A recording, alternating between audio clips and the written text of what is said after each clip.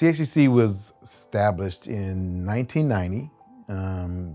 They didn't become operational till 1992 when I came. And it was a lot of blight in the area, a lot of disinvestment, and folks would look at the community and say, it's too much going on, I don't know where to start. And so they would go to other communities that had some demonstration of pride of ownership and that. And so this kept getting studied, but never no action ever took place. And so when we came, it was a group of a service agency called Neighborhood House of North Richmond.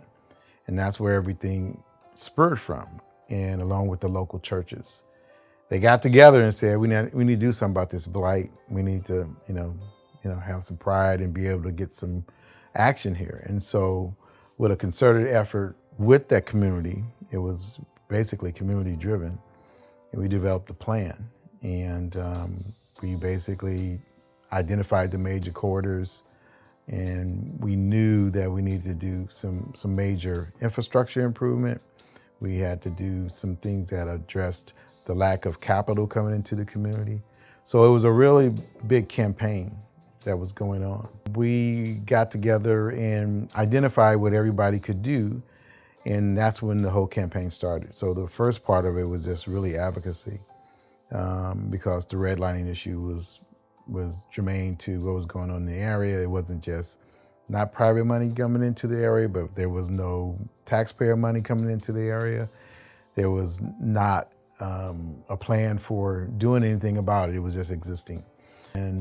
And that's when the momentum started. So we started being able to identify major sources that was coming in. The Center for Health was designated to be in the area. Then we also did a big subdivision, about 87 units. And we did the senior housing as well. And then by the same time we were doing that, we were doing major corridor infrastructures through grants from the state and the county. And the big thing was we got the county and the city together, because you drive past one street, you're in the city, you go past another street, you're in the county. And they were not coming together. So the residents from both ends of those said, look, you guys got to treat this like one community. And that was the motivation for us going forward.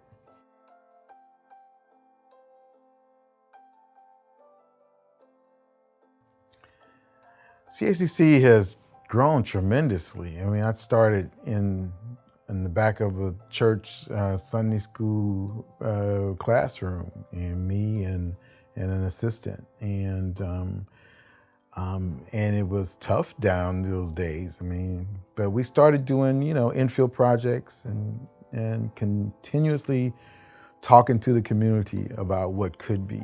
And everybody, while this was happening, they would be very hopeful that something was going to happen. But by the time I got here, they were beat down.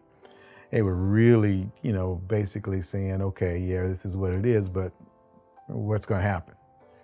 And so by combining forces with all the stakeholders, we finally got to a point where something was going to happen.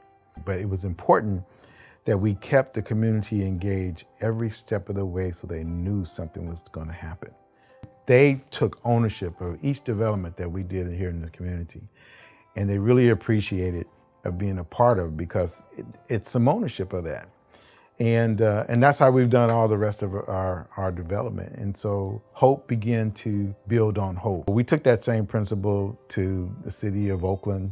We took that same principle to Vallejo, and we're having some of the same outcomes in all those areas. When I first started in the industry, there was like 30 nonprofits in the area that were called community-based, and there were not many Black-led organizations that were able to actually get the resources to do what they needed to do. And during that period of 20 years, the Black-led organizations started dwindling, and those communities lost representation in there. And in 2008, I looked around and it was only me and a couple of other organizations that still was existing, because folks wanted to put money into the bigger nonprofits because they felt they would maximize their money. But at the same time, the economic value of having a community-based organization that led something was lost.